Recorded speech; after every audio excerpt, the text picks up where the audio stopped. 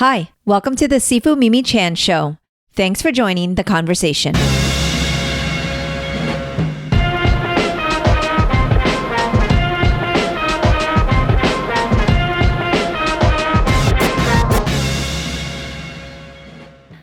Micaela Solís is a naturalist for the Galapagos National Park. I had the pleasure of spending a week with Micaela during my visit to these remarkable islands. Words simply cannot describe the wonderment that is the Galapagos. Micaela and the team of naturalists were so knowledgeable about the wildlife and every facet of the islands. I was particularly excited to speak with Micaela because she grew up in the Galapagos and shared remarkable stories about her experiences as a young child, running through lava fields and playing with the wildlife. The Galapagos is one of the most secluded and pristine places on Earth. I am still in awe and will never forget this experience. One of the most important takeaways from visiting the Galapagos Islands was the necessity for us to all do our part to protect our planet and the impacts of climate change.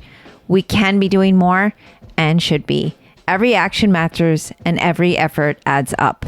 Now, being a secluded archipelago, the internet was very spotty. So please listen with an open mind. And as we struggle through a lot of internet lags and delays, I kept the video because I wanted you to be able to see Micaela's passion and how absolutely lovely she is. But hopefully you can at least listen and enjoy this interview as much as I did.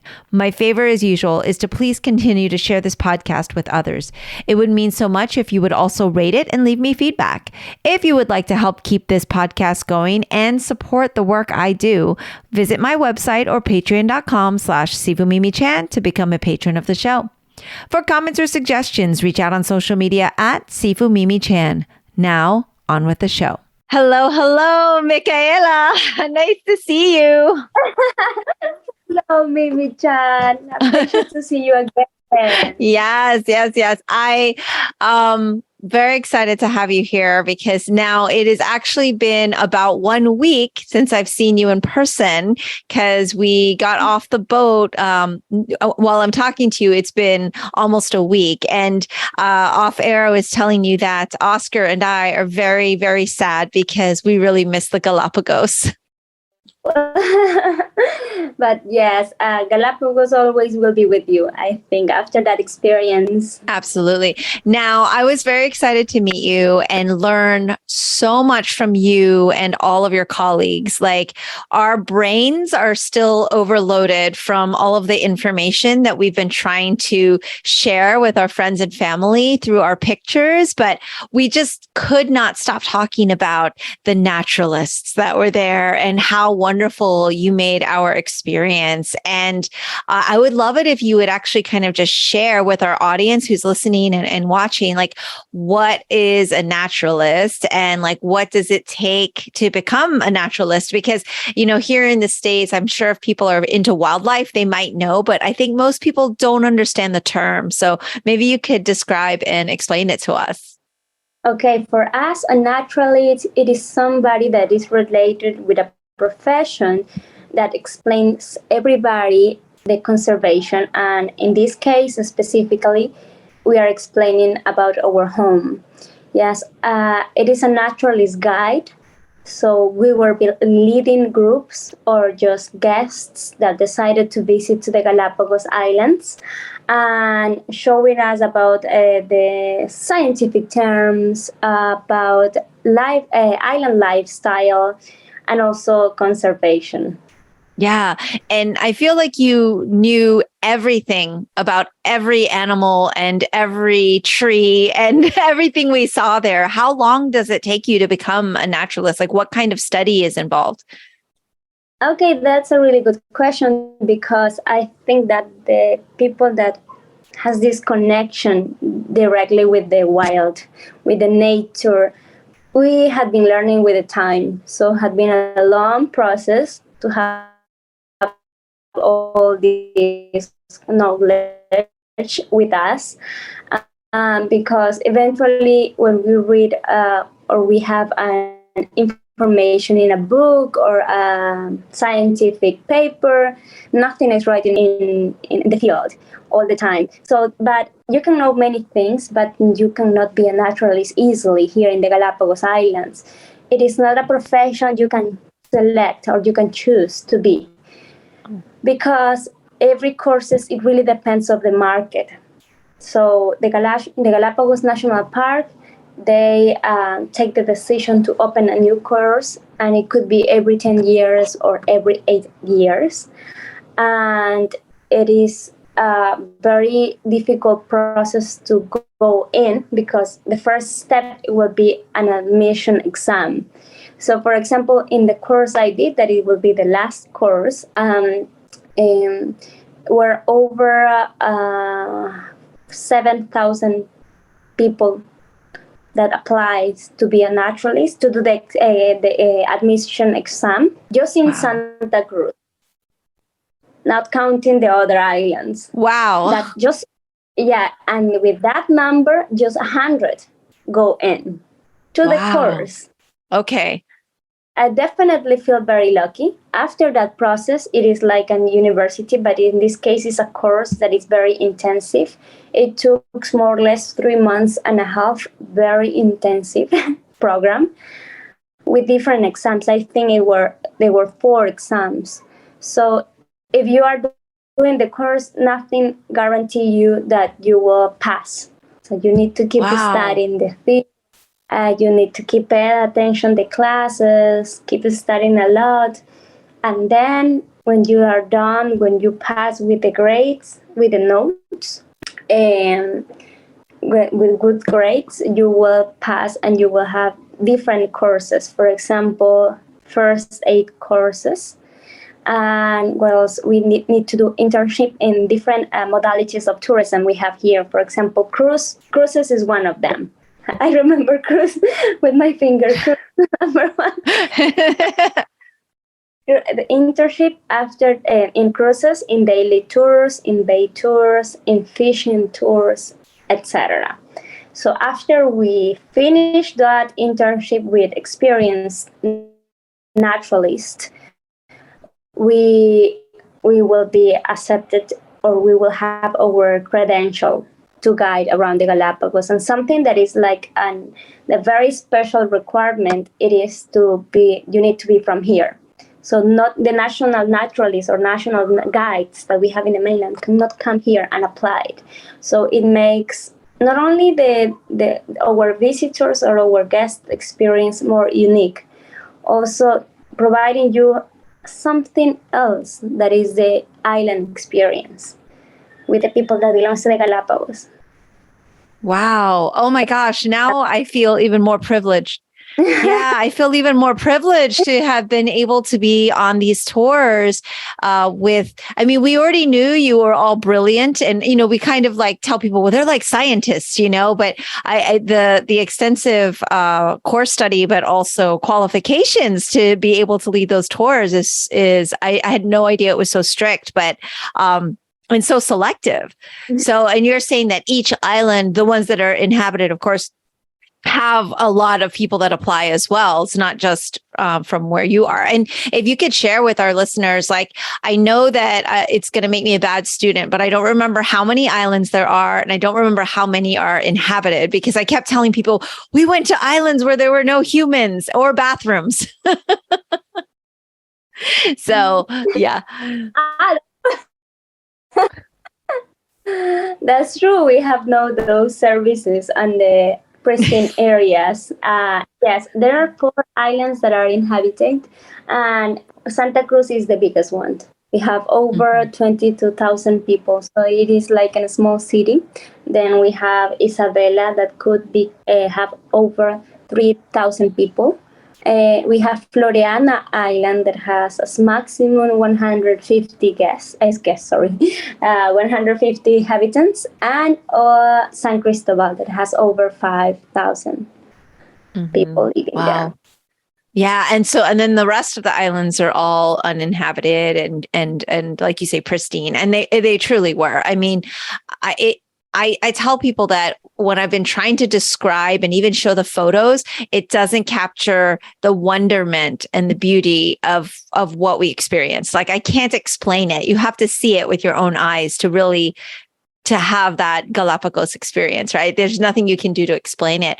I would love it. And one of the reasons I particularly invited you on the show, because I know you're saying everyone has to be kind of from the area, but you shared such amazing stories about your childhood growing up in the Galapagos. And, I'm going to tell you, because now we're not there anymore, and Oscar can't get yelled at. But before we went there, we were telling everyone, Oscar said, they give us little saddles, baby saddles, so we can ride the turtles. And people believed him. And we're like, no, you can't ride the turtles. That's not allowed. But he was like telling people this. And so, of course, when he got back, everybody said, did you ride the turtles? And then you actually shared a story of your childhood with turtles and just growing up, and when we were on the volcano together, and you were just sharing your childhood. And I'd love for you to share, what that was like to have the Galapagos as your playground. Exactly. Yes. I really try to show a little bit more to our guests, because eventually we're very focusing in the conservation, in the rocks, in the volcanology, or in science, just talking. And giving that extra information is also joining the human activity in the Galapagos, because as soon as the humans came here to this archipelago, we have a mixture of these two species, right? Well, many species here, but involving the Homo sapiens to the nature. So it is also important to mention that on all the places we have human presence, we will have impact, but also could be negative or positive. So I think understanding better, or just raising here in a place that you can see a lot of examples of love and life, you can also explain people that these areas, these animals belongs to part of the history, of the human history, sorry. So it is really important to share with you. I am always related the island lifestyle that I always talk about it.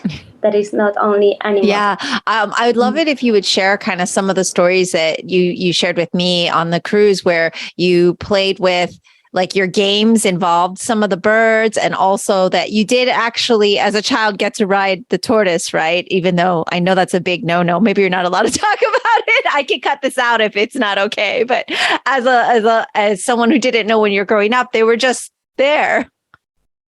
Yes, it is not like a secret. Yes, it is like, maybe it's something very unusual to say in a report, or because it is not a secret. All the kids here play with giant tortoise.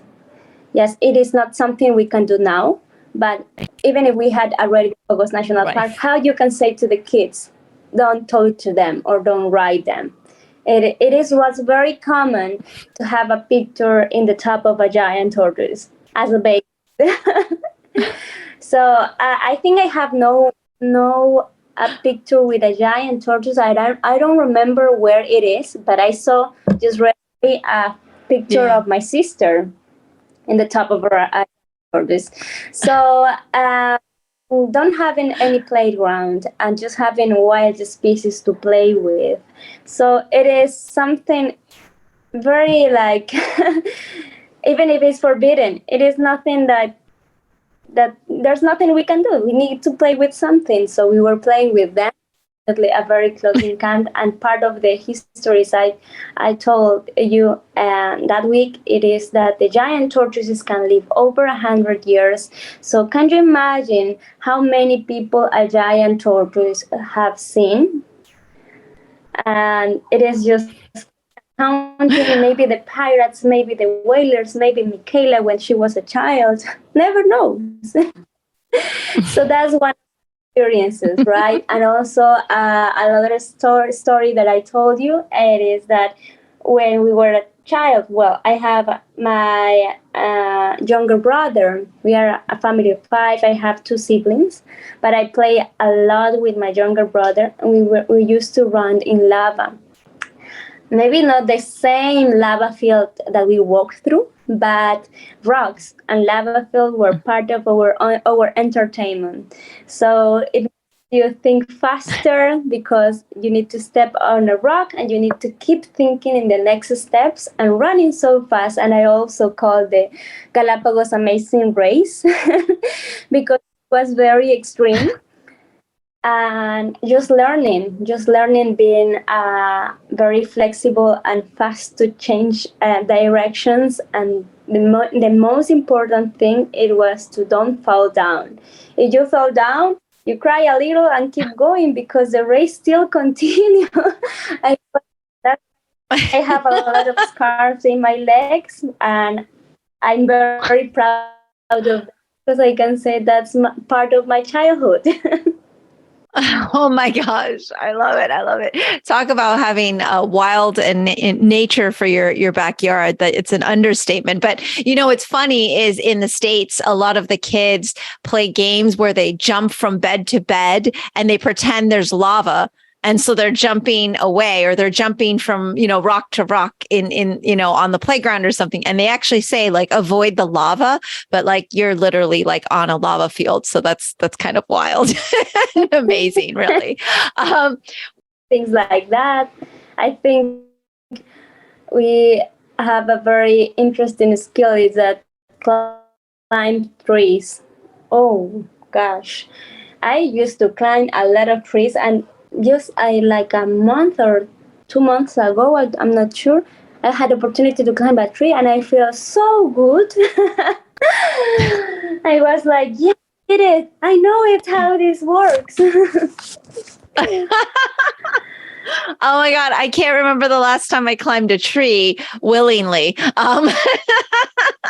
I love that. And one of the things that was so exciting when we met you was just your spirit and how much you enjoy nature and enjoy adventure. That's kind of a bit of an understatement. I'm wondering, since we're on these fun stories, I have a lot I want to talk to you about the environment and climate and everything. But since we're in the fun stories, one of the guests had asked you while we were in the tender. So for those of you who don't know, like basically you can't just like pull up to the Galapagos Island and park the ship and go. We take these tenders and zodiacs in and out. And sometimes we have a wet landing where we have to jump off the shore and go in. So there's a boat ride back and forth to our ship that's further away from the islands. And we get some wonderful time with the naturalists. And Micaela shared, we asked, what were some of her wildest nature encounters with animals? Because, I was telling everyone, you won't believe me, but like, I'm so scared of sharks that like, I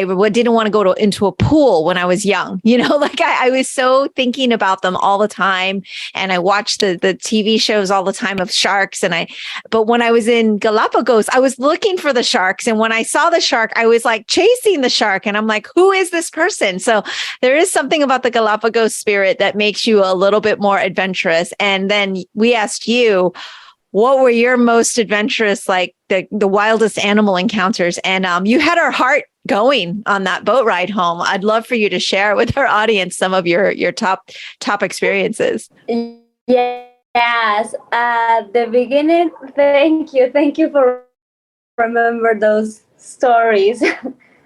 And I think that living here makes you more extreme. And I think that part of my behavior, my spirit came from my family, because I have my mother that is an angel. She's so beautiful and she's so calm. But in the other extreme, we have my father that he's crazy. He has a nickname that they say that people call him the Master Kid, because when he came here, he was doing everything, he was working in everything, and he believed that he could do everything being a kid. So because of attitude, being just very active, doing everything and trying everything. So I think I had a little bit of that extreme spirit to try it everything, to why not, thinking fast, if you want to do it, why not? So one day I was swimming with, well, we didn't dimension because it was very murky at the first, very not I don't remember the times, but one of the extreme experiences was swimming with a tiger shark. So the people, when you hear tiger shark, everybody's like, be careful, it is dangerous, it is one of the top predators in the, it's not the top, it's not in the top, but it's one of the top predators underwater, so be careful. So one guest told me, working with celebrity, and told me, Micaela, what's that shark that is very close to us right here? And I said, look, wait me a minute. It is a tiger shark. Please take your distance. And when I finished to say that, I just dived in and started to follow it. And I was trying to see its eyes, but it was very hard because it was moving so slowly and I was swimming so fast. And it was a massive species and could saw the physical characteristics, the straps it has. A wonderful shark. I am a shark lover, so it was like one of the top experience I had with sharks. So it was very beautiful, and one of our guests shared with me a picture, so it was beautiful. It is not the clearest picture, but it was my first encounter, and until now, I'm still looking for more tiger sharks, and I haven't seen it yet. So it was the first and the closest. So, and in the tender also said, when I was telling you that story, I remember, I think I felt something more extreme. And I remember the orcas. So one day I went in a boat that we finished a fishing activity. So and coming very close to Santa Cruz from Rabida Island, one of the islands that are protected that no people lives. And the orcas started to jump to show us how beautiful they are. And in part of the law says that you cannot swim with whales or also dolphins because we know that behind those species, maybe somebody else could be, or maybe we don't know that much about the behavior of these species with a human presence. So we know that the orcas are top of the trophic chain, but I think it's so fast that I wanted to be there. And I definitely wish it. So I was like saying asking to the captain to please that he could give me the permission to go. So I told him how was the strategy to go. So holding a rope and he still just handling the boat. But I never, that the promise was that I will never leave the rope, never. So something that I didn't told you that day, it is that I was dry already. We finished all the activities, all the snorkeling activities. So I was dry, and when I went down, I was holding the rope, and he started to move the boat. That for a human, it is a very big impact, but it was very strong to hold that rope. So I decided to don't never leave the rope. And in one moment that I was like drifting with the boat, I felt that my pants were going down because of the speed. So I was like taking a different position, or stronger, holding the rope and trying to place your legs in a different position to don't lose your pants. Same time, the orcas destroying and stingray in the bottom. So I forgot about my pants. I forgot about my legs. I was just enjoying how beautiful that moment was. So it was a big.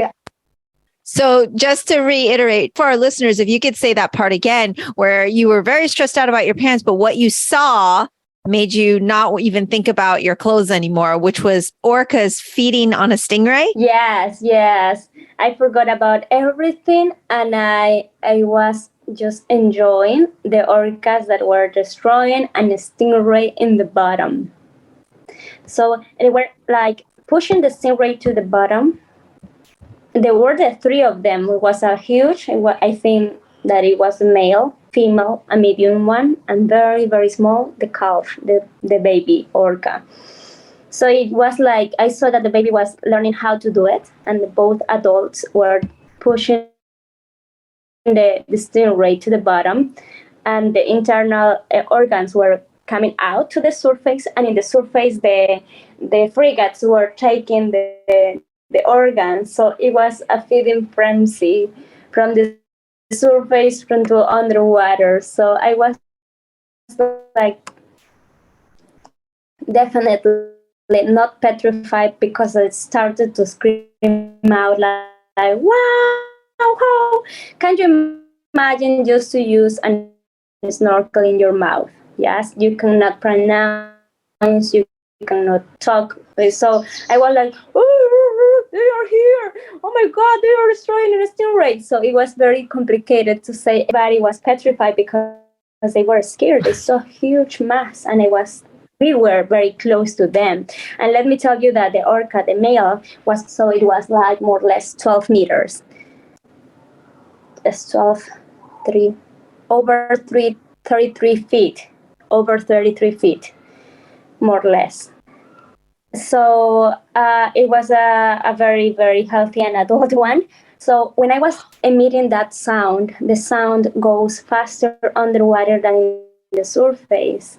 So as well, the frigates were in the top, eating the internal organs of the stingrays, organs in the bottom, Micaela in a side and next to them. So, and the boat, it was the same as big as the male. So it was a little bit scary for everybody that was looking from outside. So part of the plan was that if something happens, the sailor was ready to take me out from the water. That was part of the plan. So when I was emitting a lot of sound, that the male, as a protective instinct, yes, it was coming to me. Because normally it's supposed that they are very jealous with the babies, with the calf of the orcas. So when I saw that behavior, I told to the sailor that please take me out. And he was petrified because he saw the big mass, the huge male coming to me, and he couldn't move. And even the other guests that were around looking at all a spectacular moment. So everybody, I saw their faces, and I saw the sailor's face. That it's something I will never forget it. That he was like not moving, like a rug. So the second time, I just saw what was happening underwater. I saw the male so close to me, so I screamed out and I told to the sailor, please, I told you, take me out. And he just reacted and just pulled me out. And at the moment, the orca just was next to the ship, to the boat. So I had just the right moment to take my body out and to take my legs out because we're talking about a small boat. So I think that the process, the next behavior or the next action was of the male pushing me through the boat because he came so close and the male blew us. So it was mad. Oh. So I said I was very scary. I told it to my family. Well, nobody said nothing. The sailor was like yellow color. The captain said, okay, you got it. Let's go, continue. And everybody said, you're crazy. You're a little bit crazy. And I said, okay, thank you. Yes, I think so. That's something you cannot do it. When I come back, I told to my mother. My mother was very mad with me. She told me, Micaela, you are so crazy. You cannot do that. You cannot risk your life. What are you thinking? Okay, I left my mom. I went to my father. My father was very relaxed. And he told me, okay, Micaela, okay, it is okay, but don't do it again. It is very nice. I think I have been doing that, but not necessary to have those risks. And I said, okay, thank you, Daddy. And how long ago was this? How old were you at the time? Okay, I was like 23. Oh And my now goodness. I am And now you're how old? so it was a couple years ago. Oh, 25. Oh, okay. 29. So that means you probably, when we were on the boat and you were telling us all these wild stories, we were just, it's so much shock. And even you telling me again is still very shocking. And I can imagine it. And just you trying to get your feet out of the water just in time is just so frightful. So, well, we're glad that you survived that and you're okay because then we were able to meet you.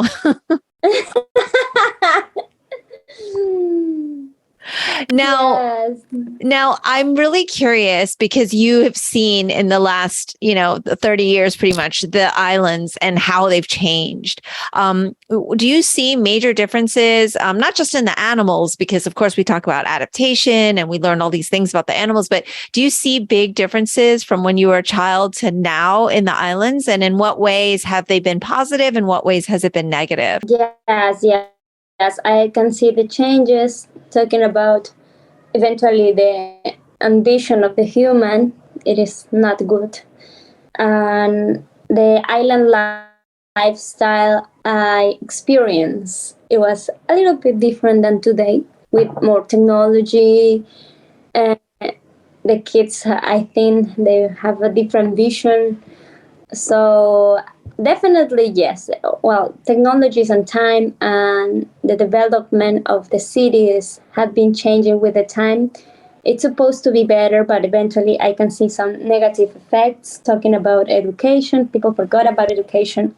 And we were talking about, I think we are agreed that education is the most powerful tool to change the world. So hopefully we could have more a different type of education for the next generations, because also the pioneer people that came here, they cannot recognize how the Galapagos was at the very beginning. Yeah, so I really hope that everything changes, and people not only can see business in the Galapagos, also can see the benefit we have from the nature all the time. But yes, hopefully don't have an extra big impact with the wild. For example, in Santa Cruz Island, where I am from, we are island in the highlands, in the lowlands, everywhere. Very healthy population of this species. So also we have private properties, so with fences that are changing their migratory path and things like that. For sure, we're having an impact. I see. But hopefully less in the future. I see. Having that. Yeah. And I mean, on one hand, was so thrilled, obviously, to go to the Galapagos and feel really privileged, to be honest. I feel like a lot of people say, oh, this is a once in a lifetime opportunity, et cetera, et cetera. But like, I wonder what your thoughts are as a naturalist, but also as someone who lives there. And I do understand that tourism can be good because it brings people to see your culture. It brings people to respect it. But at the same time, then it can be bad, right? There's like good and bad. Like, how do you view tourism? I know that's a hard question because your job is literally to tour people. So it's part of your livelihood. But like, how do you view it? And maybe, I guess, how do the locals view it? Like, do you feel tourism is good for the Galapagos? Yes, I think so. I think that not only the Galapagos, all the places that can make a big impact in humans will be a good place to go. And I think that the Galapagos is a good example to show everybody how important it is to see these kind of environments, this kind of species, to keep protecting and have changes in our lives. From any part we belong, any country, any city. So I really hope that the Galapagos experience can change everybody's life. So I think that if the Galapagos is a destination to learn that, I'm totally agree that all the visitors can come here and just enjoy iguanas in the pier, pelicans, sea lion in the fishing market. So to learn how is the interaction between wildlife and human here, and it's possible. It is possible with that conscious we need. Yeah, one of the things I explained to a lot of people who asked questions about our trip was how careful we were going even between each island. On most cruise ships, they say, okay, scan your bags, let us know what you're bringing back. But we were like washing our shoes to make sure we didn't bring different pebbles or different gravel from one sand to another. And there was so much consciousness on trying to keep everything very, very separate. And I thought that was kind of fascinating and obviously very difficult to do, but there was so much care and emphasis on keeping each island to have its own, environment and not like disrupting it in the best way possible. I mean, I know it's a challenge, but I think you all do a really great job of it. Yeah, thank you. Yeah, so we try to do our best, just following the rules of the Galapagos National Park and trying to give you that beautiful present that is education. I know that was a little bit tired, maybe a little bit repetitive, but very necessary. For example, just right now, listening to you, that you're telling me that you have that message, it makes me feel very, very proud of our job, because that's the message: change lives. Yeah, 100%. It's going to be something that's going to take me several months to digest and to reflect. And I wouldn't even say that I'm this person who's like, oh, I love all animals and I want to see animals all the time. And I don't have pets or anything. So but going there, and especially birds, I have to say that I've never been so interested in birds in my entire life. But seeing the birds of the Galapagos, it was just because they were right in front of you, and they were so close. And it was like seeing a new species that I've seen a bird before, but it was like seeing a bird for the first time ever, and obviously the sea creatures were so much fun, the sea lions and everything. But I just found this appreciation for animals I never thought I would find interesting. And it was so enriching.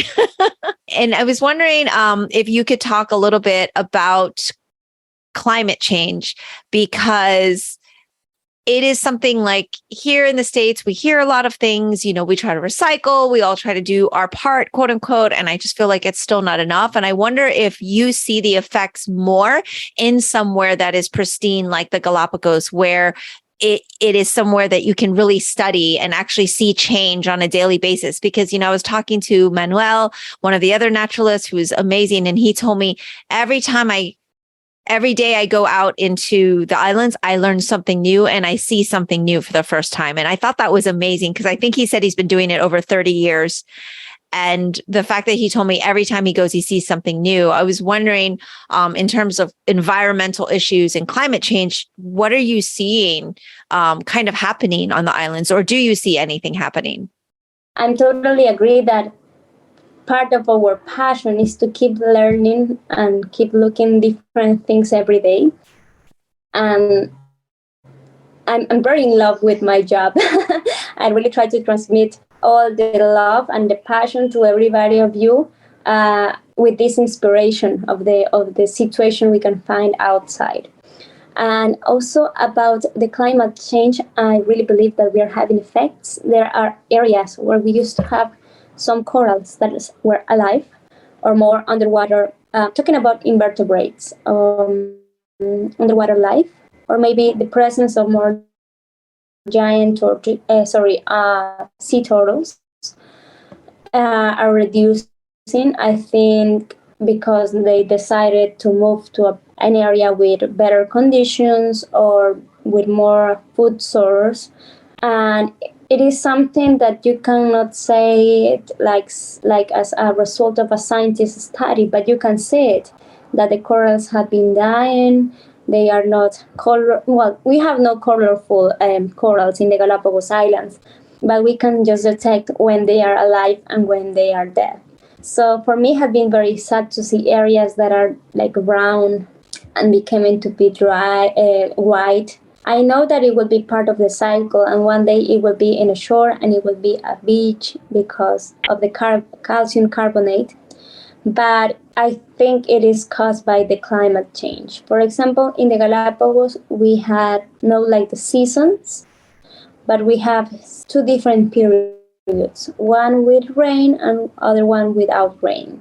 And normally it was very strict with the months, but during the time, everything had been the craziest. We can have colder times or more wet season and short dry season, or more dry season and very short wet season. That is also affecting to the wildlife and also to the humans, because we were, for example, talking about lifestyle, island lifestyle, talking about specifically about farmers, and they were planning their crops with the rain. And with this climate change, everything had been changing. Or with the pioneers, they knew that in that season they will have, or they will collect fresh water, but it looks like everything has been changing, and we have no fresh water in the months we used to have, and everything had been changed a little bit. So I really believe in climate change that is affecting in all the world. Yeah, yeah.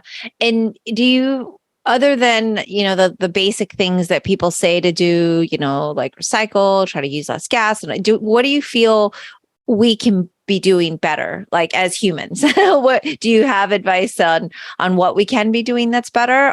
Or is it just kind of the same messaging that we have been hearing about, like recycling and using less gas and moving towards better efficiency and things like that? What advice do you all give? Because I know you do. I feel like you do a bit of a better job there. You're so strict. There's no bottled waters allowed. Like we all had to make sure we were really conscious, like as guests anyway. But I know, as islanders, it might be different. But what do you feel like we could be doing better? I think a message for everybody is do more than you can do. You can do beyond your actions, your common life. Because here, for example, in the Galapagos, we have restrictions to don't bring more bottles, don't bring a specific type of plastic bags. So just being so strict like that with laws, you can live without those things. And you didn't mention till you have a strict law. So I think doing beyond of your actions, doing a little bit more, it is something positive that maybe somebody else is doing in the world. Yeah, so 100%. We are making a big community of positive things. Eventually we think, okay, I'm doing well, I'm recycling, I'm reducing, I'm just not using things I don't need, etc. But let's do beyond of that. Yeah, absolutely. I will tell our listeners that when we packed for the flight from Ecuador, from the mainland Quito over to Baltra, the Galapagos airport, they said they're going to go through your luggage. And if you have useless plastic bags, they will confiscate them. They are not allowed at the Galapagos. They were very strict about what we could bring. They even did a sanitization in the plane to make sure there were no, live organisms being transported over there. So they really do the best they can to keep the islands as pure as possible. And I get that we're all coming in as tourists and we don't necessarily 100% of the time do it as well as we should or could be doing, but we're definitely doing the best. But like, I really felt very proud that the actions that were taken to get us over there and how we were transported. And just even the ship that you and I had the privilege of being on, they said it's like a Tesla, it's very, very energy conscious and environmental and was built for the Galapagos in mind. So, I mean, those things I feel at least help us, like you said, appreciate the island and get to go and see it, but in a safe and responsible way, the most responsible way we can. Exactly. Yes. And for example, we cannot, talking about contamination, we cannot stop the plastic coming to the Galapagos Islands, for example. the plastic has really good buoyancy and will be floating till the Galapagos. And something we try to teach to everybody, because has been a process also for us, is to collect the plastic. You can take it. So that's how we try to keep our places clean, because we have many garbage that came from different parts of the world, but maybe in the places you visit you couldn't see any plastic, and nowadays we are collecting microplastic, tiny fragments of plastics that belongs to a big structure, maybe, that have been drifting with the time, with a lot of maybe smaller, that is even worse because it's more complicated to collect. But we always transmit that message. If you collect 3 pieces of microplastics, let's mention how many pieces of microplastic we can collect with 100 guests, and every week and all the year. So huge difference. And that's why yes, small changes, small things are getting better. Yeah, every action matters and everything adds up. So even when I think we get discouraged saying, why does it matter if I do this one thing?